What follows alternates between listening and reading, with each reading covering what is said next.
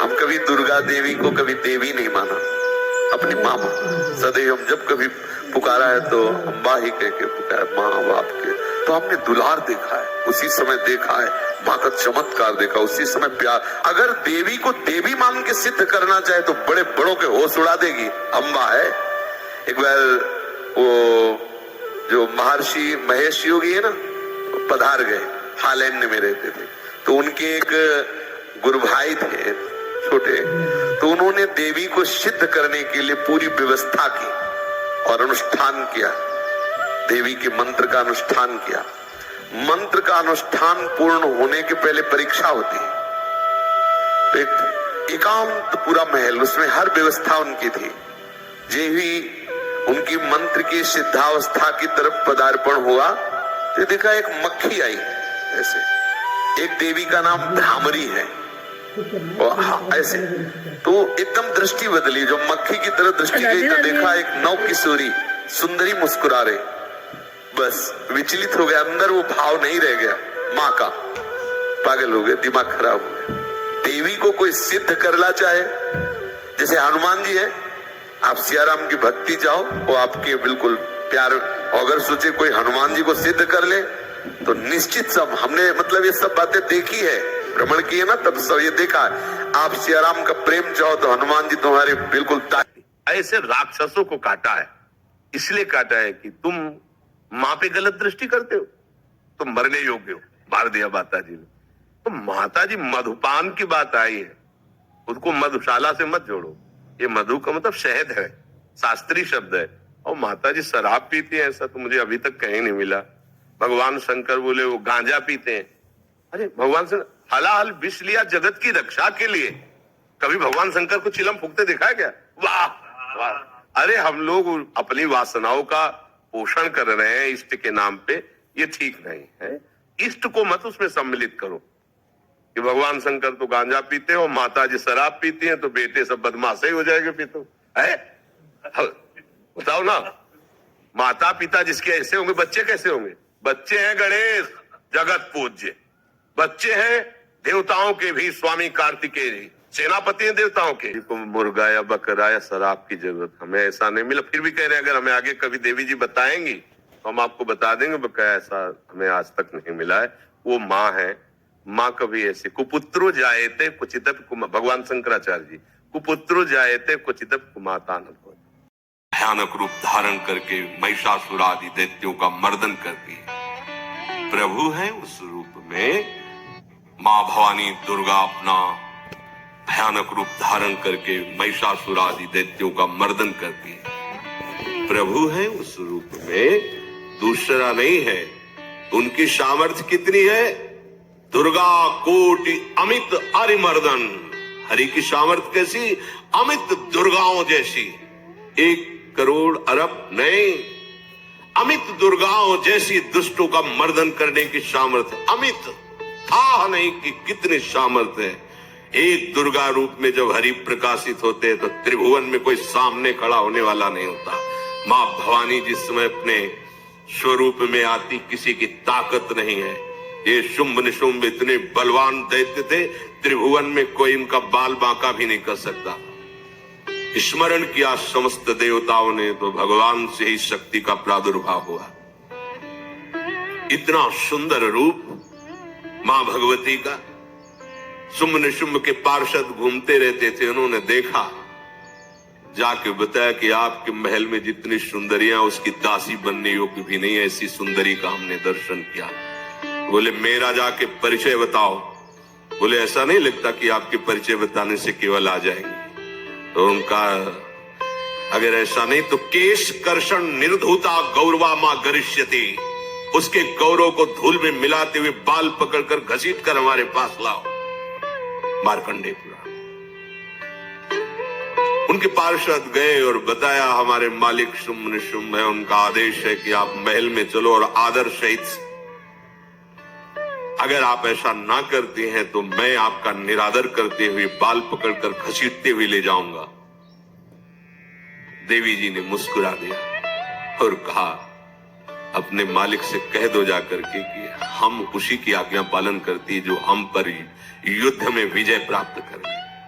वो जाके बोले, हाँ वो तो मतवाले, त्रिभुवन में कोई जोड़ ही नहीं था। आए और उद्दंडता पूर्वक वचन बोलने लगे। माता जी ने कहा, बस तब तक बोल ले जब तक मैं मधु का पान कर रही हूं। बस ये पान करते ही तेरी जीवन लीला समाप्त हो जाएगी। ऐसा ही हुआ। जो ही पान करके सिंह पर सवार होकर गर्जना की, सारा का सारा अहंकार धूल दूषित हो गया, काट के फेंक दिया। ऐसी अनंत अमित दुर्गाओं जैसी सामर्थ्य हमारे प्रभु श्री हरि में, अमित दुर्गाओं जैसी, क्योंकि अनंत शक्तियों के स्वामी हैं। उनकी लीला में क्यों में वो?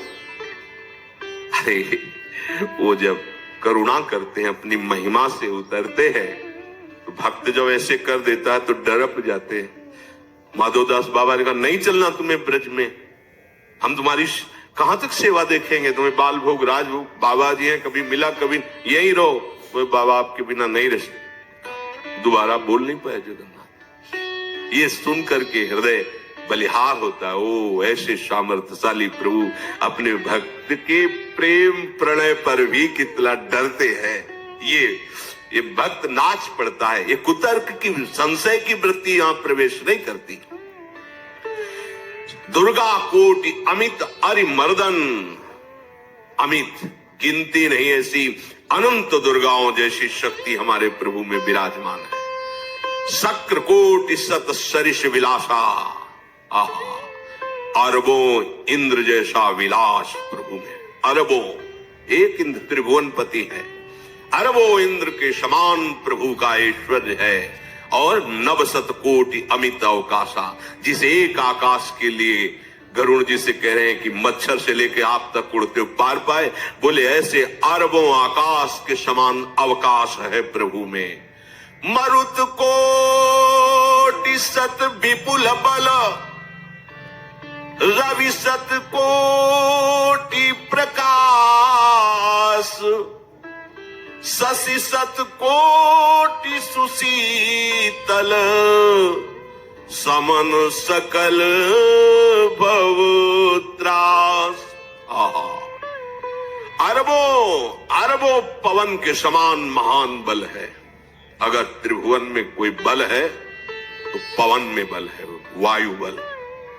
बड़े बलवान देव, बल में इनके समान कोई नहीं। इन्हीं के अंश से प्रकट होते पवन पुत्र हनुमान, और इन्हीं के अंश से प्रकट होते पवन पुत्र भीम। बेजोड़ बलशाली महात्मा दोनों। महात्मा बेजोड़ बलशाली। जेगिर चरण दे हनुमंता, चले उसोगा पाताल तुरंता। जिमि अमोघ रघुपति कर बाना, ये ही भांति चले हनु। किलकार दे तो राक्षसियों के गर्भ गिर जाते थे। ऐसे महान बली हनुमान जी। और भीम का क्या कहना? जब ये देव पुष्प उड़ करके आया और द्रौपदी जी को दिया गया, तो द्रौपदी जी ने कहा इसका जोड़ होना चाहिए, इस पुष्प का। सबसे कहा पर किसी ने नहीं सुना। भीम ने कहा कहीं भी मिलेगा मैं इससे लाए। ऋषियों ने समझाया कि आगे मत बढ़ो, ये यक्षों की भूमि है, युद्ध हो जाएगा और तुम्हें तैयारी करनी है हस्तिनापुर के लिए, और तुम इधर। वो सब दिव्य हैं, पवन पुत्र है। किसकी मां ने अपने वेग को बढ़ाया तो महाभारत में पढ़ के देख लो, इनके चलने के वेग से वृक्ष उखड़ उखड़ कर गिर रहे थे। ऐसे जब चल रहे थे तो चलने के वेग से वृक्ष उखड़ जाते थे भीम के। हनुमान जी ने सोचा किसी के समझाए तो समझेंगे नहीं, तो आगे पवन पुत्र ही बैठ गए, बूढ़े बानर का वेश लेकर, लंबी पूंछे से मार्ग में।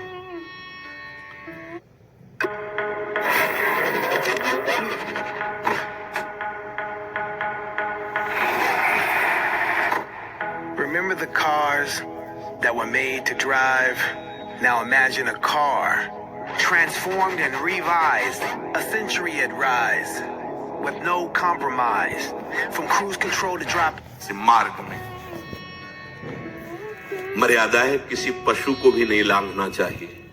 विवेकवान उपासक ऐसा नहीं कि कोई सो रहा है पशु भी आप उसे लांघ रहे, ऐसा नहीं। जो विवेक है, जो मर्यादा है, वैसे किसी सोते हुए को लांघना नहीं चाहिए।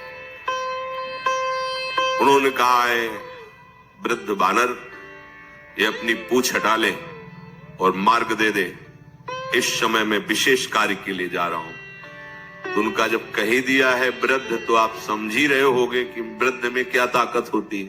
अब मेरी ताकत पूछ हटाने की नहीं रह गई है, आपने तो वृद्ध ही कह दिया है, तो आप समझ रहे हो ना, आप पूछ हटा लीजिए।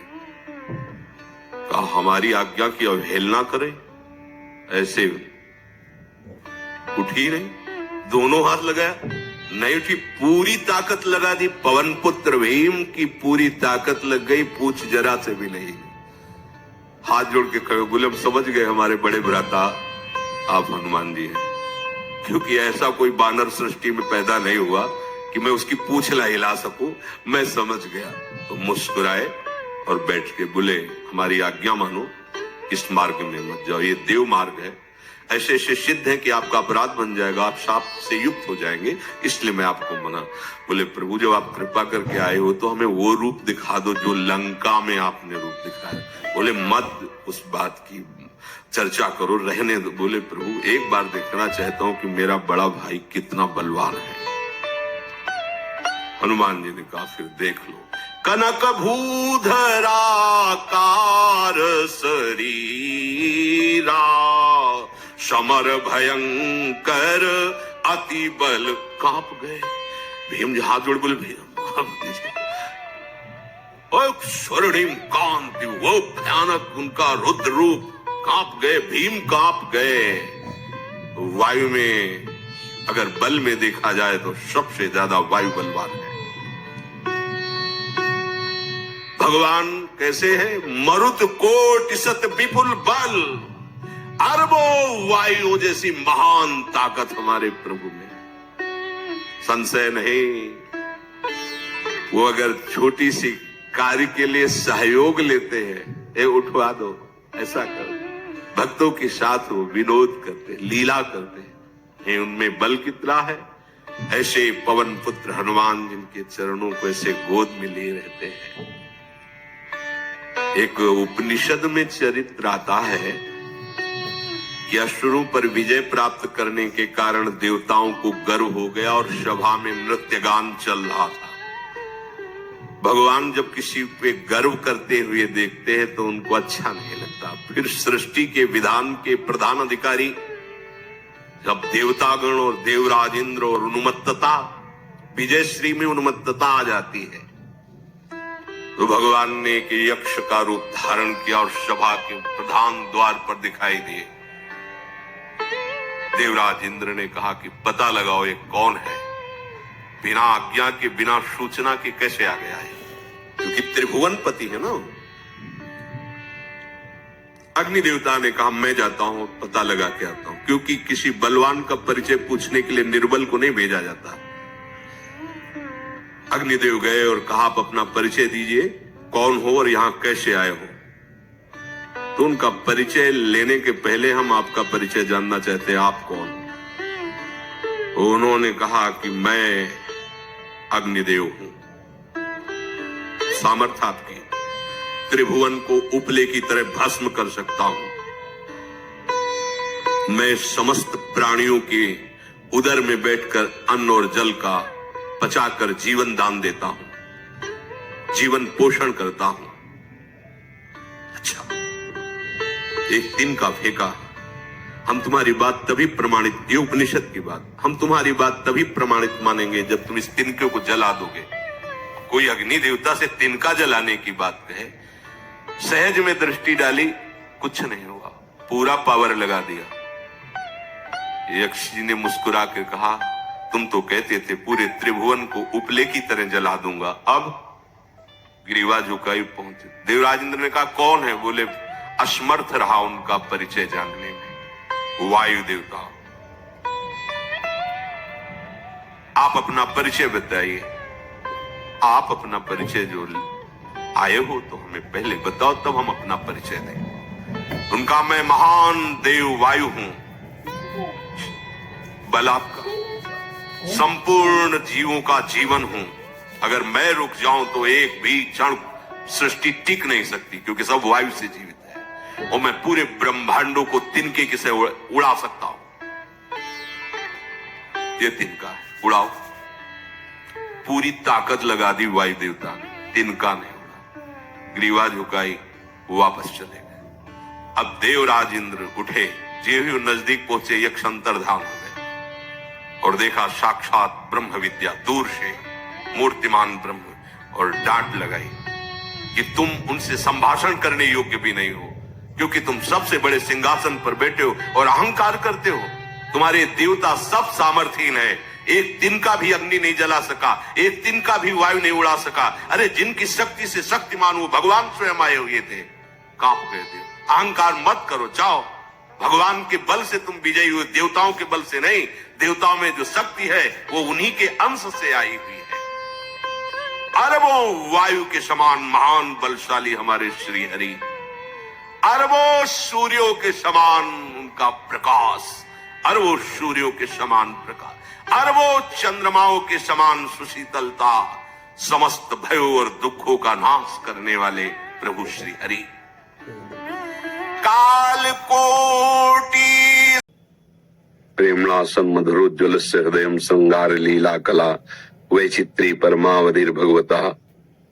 जितनी भी भागवतिक शक्ति है सब लाडली जो के अंश से हैं, सबकी अंशी लाडली जो है। जगदम्बा कृपा किए, राधा राधा नाम में प्रीति, राधा राधा नाम जपने का मन हो रहा है। राधा नाम तो ऐसा है कि भगवान श्री हरि भी जपते हैं, हरि रसना राधा राधा रट। मुझे लगता है जब हम किसी देवी शक्ति की आराधना करते हैं तो हमको उसका फल मिलता है।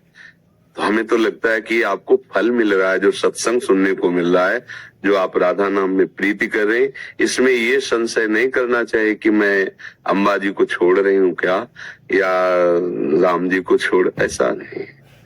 जैसे अपने भी पूर्व में भगवान शिव और माता जी के उपासक थे, उन्होंने कृपा करके इधर भेजा और हमारे हृदय में वृंदावन की प्रति आसक्ति, प्रिया प्रीतम की भक्ति, तो ये हम उनकी सेवा का कृपा प्रसाद, वो जगत गुरु भगवान शंकर हमको इस मार्ग में लगाया। तो अगर हम सद्भावना से सोचें तो तत्व तो एक ही है, 10-20 तत्व तो है नहीं, भगवान तो एक ही है। वो प्रेरित करके अब इस नाम रूप में लगा रहा है, तो मुझे संशय नहीं होना चाहिए। अगर दुविधा और संशय बना रहेगा तो अशांति हो जाएगी हृदय में। तो दुविधा संशय ये बड़े बड़ों को गिरा देता है, संशय नहीं करना। जैसे भगवान शिव ने जब भगवान राम जी को देखा कि हे खग हे मृग हे मधुकर श्रेणी, तुम देखी सीता मृग नैनी, ऐसा पूछ रहे, पर भगवान शिव ने प्रणाम किया, जय सच्चिदानंद परम धाम की जय हो। तो अंबा जी को लगा कि अगर ये सच्चिदानंद है तो वृक्षों से क्यों पूछ रहे हैं, खग मृग से क्यों पूछ रहे हैं कि मेरी सियाजू को देखा है क्या। वो तो जैसे सर्वज्ञ भगवान शिव ऐसे सच्चिदानंद राम जी हैं, पूछ क्यों रहे हैं। और अगर सर्वज्ञ नहीं है तो भगवान शिव ने प्रणाम क्यों किया। अस संशय मन भयो अपारा, बार बार उस सोच पर वो संशय, उसका परिणाम ये हुआ कि भगवान शिव ने समझाया, एक तो प्राणपति हैं और जगत गुरु हैं, फिर भी संशय निवृत्त नहीं हुआ तो कहा जाओ परीक्षा ले लो जाके, तुम्हारा संशय रखना ठीक नहीं, परीक्षा ले लो। तो भगवती जी ने सोचा कि सीता जी की खोज कर रहे, अगर मैं सीता जी का रूप रख लूं तो एकदम कहेंगे हाँ सीते मिल गई, और अगर प्रभु हैं तो जान जाएंगे। तो सीता रूप रख के ऐसे जीव झाड़ियों से प्रकट हुई। तो भगवान राम ने कहा, चक्रवर्ती सम्राट महाराज दशरथ के पुत्र राम, हे अम्बा तुम्हें प्रणाम कर। वो तो कांप गई एक दृष्टि में सीधे, ये नहीं कहा कि सीता मिल गई, उन्होंने कहा हे अम्बा, और भगवान शिव को छोड़कर आप अकेली इस रूप में, वो कांप गई। अब जब लौट के गई तो भगवान शिव ने कहा परीक्षा लिया, तो डर गई। अब संशय से झूठ प्रकट हो गया, उन्होंने झूठ कह दिया, कछु न परीक्षा लीन गोसाई, मैंने कोई परीक्षा नहीं ली। भगवान ने कहा ऐसा कैसे हो सकता, मैंने समझाया तुम्हें समझ में नहीं आई, और परीक्षा के लिए तुम गई और कोई परीक्षा ली नहीं। तब देखो शंकर धरि ध्याना, सती जो चरित कीन सब जाना, तो शिव संकल्प कीन मन माही, यही तन भेंट सती। अब देखो अंततो गत्वा भगवती सती जी को अपने पिता की यज्ञ में जाकर शरीर को स्वाहा करना पड़ा। तो हमें लगता है कि हमें अपने गुरु मार्ग पर, अपने परमार्थ पर ज्यादा संशय टिकाना नहीं चाहिए। संशय हो सकता है, हमको उसको तुरंत निराकरण करना चाहिए। अगर संशय बना रहा तो उसका मतलब है फिर आगे चलकर हमें गिरना पड़ेगा। संशयात्मा विनश्यति, फिर वो हमारा कुछ न कुछ गड़बड़ करेगा। तो अपने को संतवाणी, गुरुवाणी, इसके अनुसार अपने हृदय को जल्दी से जल्दी एक निर्णय पर पहुंचा लेना चाहिए, संशय नहीं रखना चाहिए। तो हमारी राय तो ये है कि जब हम प्रभु की आराधना करते हैं तो हमको जहां चाहते हैं वहां पहुंचा देते हैं।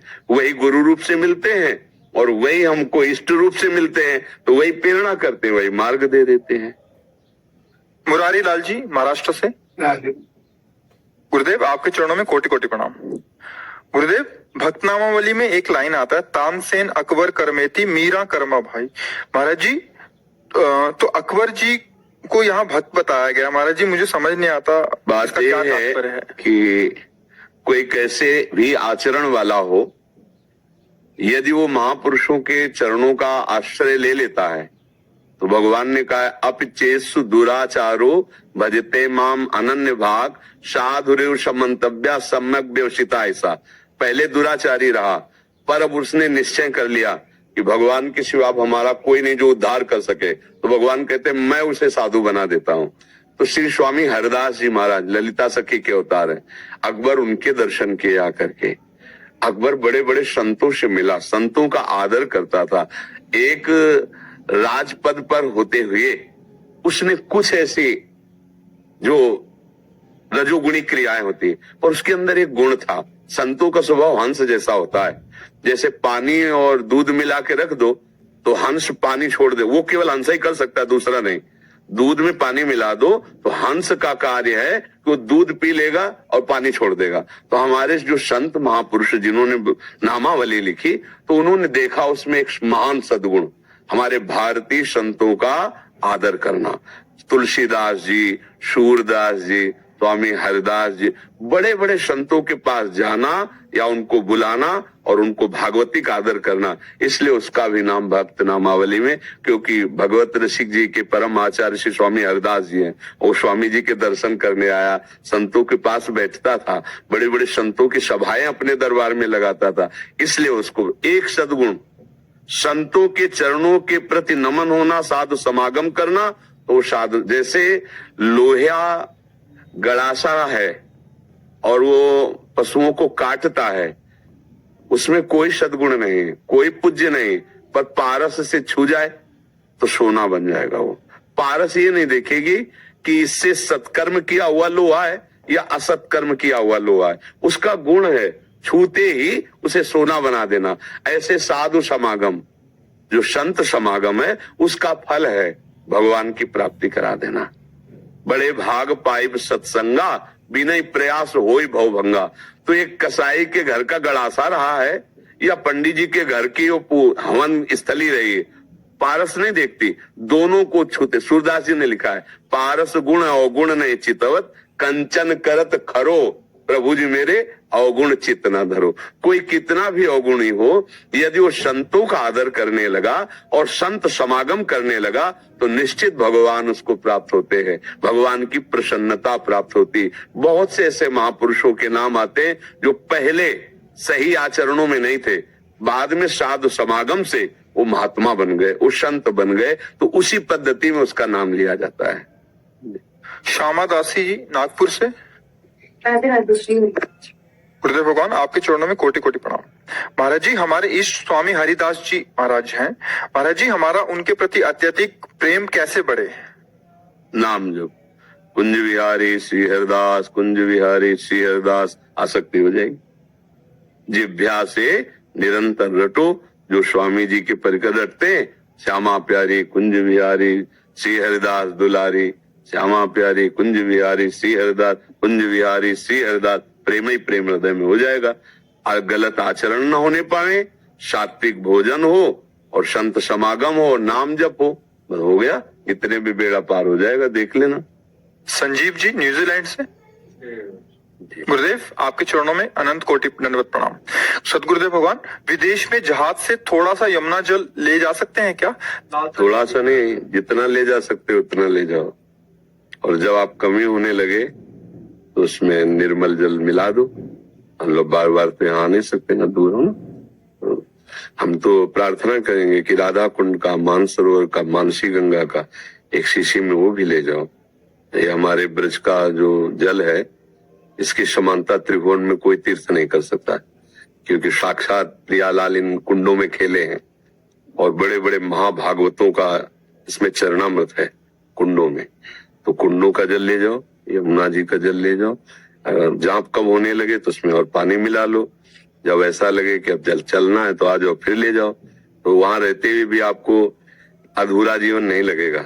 रोज इधर का अमृत जल आचमन करो, रज लगाओ और इधर का चिंतन करो, नाम जप करो, तो दूर देश में रहते हुए भी आप यहाँ ही वास कर रहे हैं।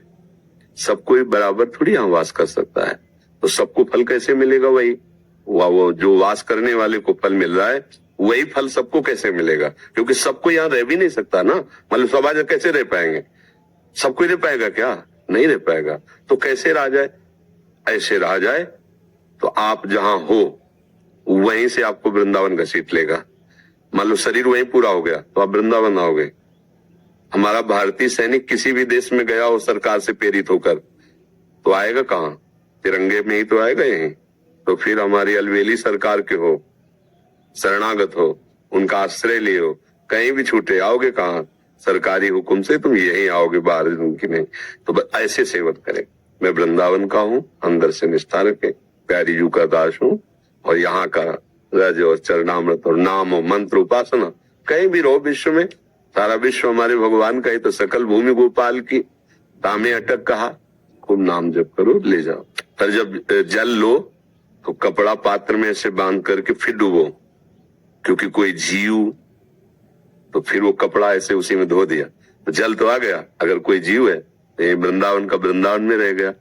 उसको हम तो समझ रहे हो, पहले पात्र में जैसे लोटा है कोई पात्र, उसमें ऐसा महीन कपड़ा लगा दिया और ऐसे तो भर गया, ऊपर कपड़ा हटाया तो जो भी जीव जंतु है उसी में ऐसे छोड़ दिए। ये ब्रज धाम है। यहाँ का एक कीड़ा भी जो है ना, वो बहुत बड़ा महान तपस्वी है, तब यहाँ आके कीड़ा बना है। वो श्रीपाद प्रबोधानंद जी ने प्रार्थना की वृंदावन शतक में कि प्रभु मुझे कभी वृंदावन की नाली का कीड़ा बना दो, पर वृंदावन के बाहर ब्रह्मा भी मत बनाना, यहाँ को मुझे नाली का कीड़ा बना दो। उनको इतना प्रेम वृंदावन से है। तो सब प्रेमी जन है, यहाँ के पशु पक्षी सब तो ज्यादा कोशिश करे कि यहाँ से कोई ऐसा जीव हमारे हाँ बाहर से आ जाए, यहाँ से ना जाए। बड़ा भाग्य है जो यहाँ का जीव बनाया करके। अनीता द्विवेदी जी। राधा वल्लभ श्री महाराज जी, आपके चरणों में दंडवत प्रणाम। गुरुदेव भगवान, नाम जब वो मंत्र जब कर रही हूँ, आपकी कृपा से 11 माला जो आपने आज्ञा किया है वो भी कर रही हूँ, परंतु गुरुदेव मुझे वो तड़प चाहिए जैसे बिन जल मीन तड़पती है। वो विरह कैसे आए, कृपा मार्गदर्शन करें। जैसे खाली स्थान पर वायु दीपक जला के रख दो, वायु रहित स्थान जहाँ झोंका न लगे, एक तार नहीं चलता है एकदम ऐसे। जब भजन चलने लगेगा एक तार, उसे कहते हैं संस्कृत में अव्यावृत भजनात्। देवर्षि नारद जी ने लिखा है अखंड भगत स्मृति। फिर आ जाएगा इधर छिन छिन रुदन करंत, छिन गावत आनंद भरी, छिन छिन हार हसंत, या जो कृपा। बैठे बैठे रोना आने लगेगा एकदम, इतने दिन हुए प्रभु मिले। रोते रोते विकल हुआ देख रहा है प्रभु सामने खड़े, मस्ती आ गई, नृत्य कर रहा है, गान कर रहा है, वो एक दिव्य आ जाती है। पहले ये कोशिश करो, ये माला गिनती इनकी कोई परवाह नहीं, पहले अखंड तैल धारावत भजन, निरंतर भजन चलना चाहिए। गूंज रहा है अंदर भजन, फिर आगे कुछ पूछने की जरूरत नहीं पड़ेगी, सब आ जाएगा। पहले हम भजन पर ध्यान दे, जगने से लेकर सोने तक, और जब तक मृत्यु न हो जाए तब तक हमारा एक ही कार्य है, प्रभु का चिंतन करते हुए, भजन करते हुए कार्य व्यवहार करो। ऐसा नहीं कि व्यवहार ऐसे बैठे। ये जिनकी धारणा ना कि वो काम करने में नाम छूट जाता है, अभ्यास के कमजोर हैं। ठीक अभ्यास करो, हर कार्य करते हुए भजन होगा। भजन करो निरंतर तो दशाएं आ जाएंगी। फिर एक दशा ऐसी भी आती है, कोई चाह नहीं रह जाती, न भगवान की चाह न संसार की चाह, कोई चाह ही नहीं। जाहि न चाही कबहू कछु, कुछ चाह नहीं रहे। क्यों? जिनको ढूंढा तो मिल गए। अब वो खेल रहे। अब जो हम ढूंढने वाले तो बचे ही नहीं, तो चाहे नहीं रह गए। समझ पा रहे हो? ये खेल ऐसा है कि खोजने निकले तो जिसको खोजने निकले जब वो मिला तो खोजने वाला गायब हो गया। अब कोई चाह ही नहीं रह गई। ब्रह्म नहीं, माया नहीं, नहीं जीव नहीं काल, अपनी वो सुधि ना रही, एक रहे वो नंदलाल बस श्याम। अब वो भगवान के साथ दिव्य लीला पात्र बन करके लीला हो रही। पहले हम भजन पर ध्यान दें, हमारा निरंतर भजन चलने लगे, हमारे दिमाग में प्रभु के सिवा कुछ आवे ना, तब आगे की उन्नति ये आती है लक्षण। अभी तो बहुत कुछ दिमाग में है, अभी तो हम भजन कर रहे हैं, ये भी तो जाना है। हम भजन कर रहे हैं, ये भी जाना है, ये भी लय हो जाएगा। केवल भजन ही भजन रह जाएगा, करता नहीं रह जाएगा। जब करता नहीं रहेगा तब ये स्फुरित होता है। अभी करता है, जब तक करता है तब तक मूढ़ता रहती है, सूक्ष्म से सूक्ष्म विमूढ़ आत्मा करता हमिति। हाँ, वो जब होता आएगा, करता से होता हो रहा है। आप भजन कर रहे हो रहा है, आपने किया हो रहा है। खुद आपको अनुभव होगा, क्योंकि आप हो ही नहीं कहीं, तो आपको खुद अनुभव होगा कि नहीं नहीं मेरे द्वारा कुछ नहीं हो रहा, मेरे प्रभु सब बैठे करा रहे। आपको अनुभव होगा, वाणी से नहीं, छाती में अनुभव होगा कि वो बैठा सब कर रहा है। अब दशाएं बदलेंगी। तो अभी तो देहाभिमान बैठा है, अभी तो पहले इसको रद्दी कागज करना है देहाभिमान को। नाम जप करते रहो, सत्संग सुनते रहो, ये सब ठीक हो जाएगा। यही एक औषधि है, पर ये बहुत बड़ा बीमारी है, बहुत जन्मों से लगी है। हम चाहते महीना 2 महीना 10-20 माला जपे, फौरन भगवत साक्षात झंझट खत्म हो जाए। ऐसा ले समय लगता है। दीर्घ काल, पातंजलि जी कह रहे हैं, दीर्घ काल निरंतर सत्कार सेवितो दृढ़ भूमि। अगर दीर्घ काल तक निरंतर आदर सहित मंत्र जपा जाए, नाम जपा जाए, तो फिर हृदय दृढ़ भूमि, दृढ़ निष्ठा आ जाएगी। अब भजन की निष्ठा ही तो ये भाव आ गया, भजन से ही तो भाव की प्राप्ति है। अब ये भाव आ गया, कभी रो रहा है, कभी हंस रहा है, कभी गा रहा है, कभी नाच रहा है, कभी समाधिस्थ है, कभी बाहर से विक्षिप्त सा दिखाई दे रहा है। परमानंद की बाढ़ आ जाती है, पर ये कोई विशेष भजन करने वाले पर आते। अभी अपने लोग तो बैलेंस बना के चल रहे ना, थोड़ा प्रपंच थोड़ा भजन, नहीं तो उब जाएगा मन ना। जब इतना हो जाए कि और कछु न सुहाए तिनको, जुगल सेवा सुख पगे, आप श्यामा श्याम कुछ अच्छा है अंदर की बात, तब तो निरंतर चलेगा। जब कुछ अच्छा लगता है तो हमारा अंतर पड़ा ना, उधर वृत्ति गई ना। जब वृत्ति ही नहीं गई, जैसे गोपीजनों को कुछ अच्छा नहीं लगता था, तो मुरारी पादार्पित चित्त वृत्ति, बेचना चाहती दही, निकल रहा कोई गोविंद ले ले, कोई दामोदर, बावरी है देखो। विक्रेतु कामा खिल गोप कन्या, मुरारी पादार्पित चित्त वृत्ति, तो दध्यादिकम मोह वशाद वोचत गोविंद दामोदर माधवेती। कोई गोविंद ले ले, कोई दामोदर, तो बोले बेच क्या रहे? भावना करती कि बेच रहे दही, कहूं मैं दही, पर कहे तो कैसे कहे, जबान में तो कृष्ण बैठ गए, हृदय में तो सांवले सरकार का अधिकार हो गया है। ही में न जाने पर कान है कि प्राण है, प्राण भय कान में, कान भय प्राण में, ये में न जाने पर कान है, तब ये स्थिति आती है। इसलिए खूब भजन करो। अच्छा, कुछ भक्तों ने आपके श्रीमुख से नाम चाहा है। हाँ, हम तो राधा वल्लभ श्री हरिवंश जपते हैं, राधा राधा जपते हैं। आपको जो प्रिय लगे खूब नाम जप करो, कैसी भी परिस्थिति हो भगवान की शरण में रहो, अंदर से भाव रखो, हे नाथ मैं आपके। हमने जीवन की बात बता रहे हैं, ऐसे ऐसे मन ने परिस्थितियां रची कि घबरा गए कि अब इस पर कैसे विजय पाए। और जहां प्रभु को पुकारा है, उनसे विनय किए, प्रार्थना की, गिड़गिड़ाए असलियत में। आप भी कहोगे हम भी तो पुकारते हैं, असलियत में नहीं। असलियत का मतलब होता है अब कोई रास्ता ही नहीं आपके सिवा, कोई है ही नहीं प्रभु। आर्तवाद, आप बचाए तो बचाए, नहीं तो गए, तो ऐसे बचा लिया है, ऐसे दिखाई दिया कि भगवान बचा ले। अपने लोग पुकारते हैं ना, गेम इधर बन जाए तो बन जाए, उधर से बन जाएगा, उधर बन जाए, और वो सर्वांतर्यामी वो जानते हैं ना, वो तभी पुकार सुनते हैं जब आपकी वास्तविक बात अंदर हृदय में आ गई कि आपके सिवा कोई नहीं है। वो पुकार बिल्कुल बिल्कुल जैसे फोन मिलाया उठा लिया, ऐसा होता है। और जब हम ऐसे अन्य सब आश्रय लिए होते, कहते भगवान सुन लो हमारी पुकार।